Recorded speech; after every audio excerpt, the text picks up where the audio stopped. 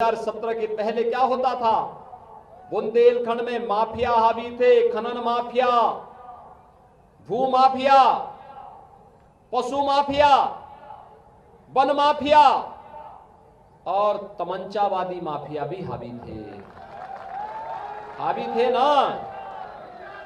मुझे एक बात बताइए, आज राह चलते हुए किसी राहगीर पर, किसी व्यापारी पर या किसी बेटी पर कोई तमंचा तानने का दुस्साहस कर पाएगा? 2017 के पहले तो होता था ना, क्योंकि वे तमंचावादी थे। नाम समाजवादी, काम तमंचावादी, सोच परिवारवादी, यही तो होता था।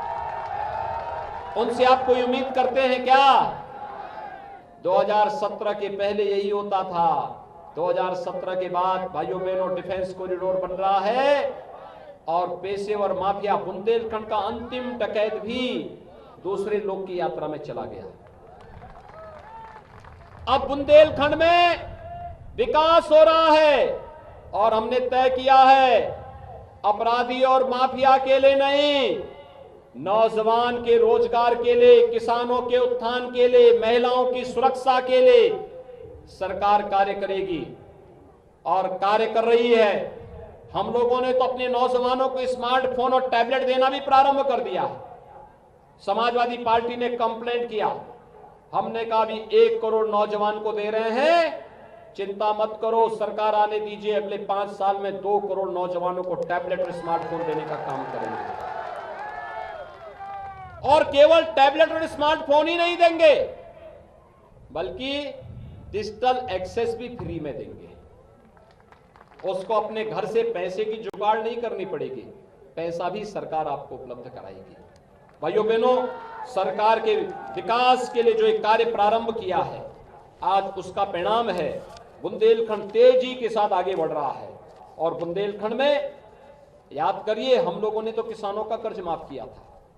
और बुंदेलखंड की जब मैं बात करता हूं तो भाइयों बहनों, अकेले झांसी में 60,700 से अधिक किसानों का ऋण माफ हुआ था।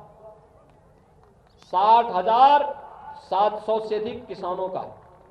और आज प्रधानमंत्री किसान सम्मान निधि में अकेले झांसी जनपद में 2,50,900 से अधिक किसानों को प्रधानमंत्री किसान सम्मान निधि का लाभ प्राप्त हो रहा है। 6,000 रुपए सालाना। अकेले झांसी जनपद में 50,400 से अधिक गरीबों को एक मकान मिला है पिछले 5 साल में। 50,499। भाइयों बहनों, समाजवादी पार्टी की सरकार ने गरीबों के पेंशन रोक दिया था।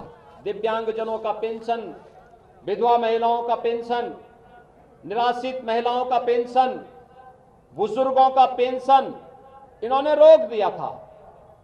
भारतीय जनता पार्टी की सरकार प्रदेश में वर्तमान में 1 करोड़ दिव्यांगजन, विधवा महिलाएं और वृद्धजनों को 12,000 रुपए सालाना पेंशन उपलब्ध करा रही है।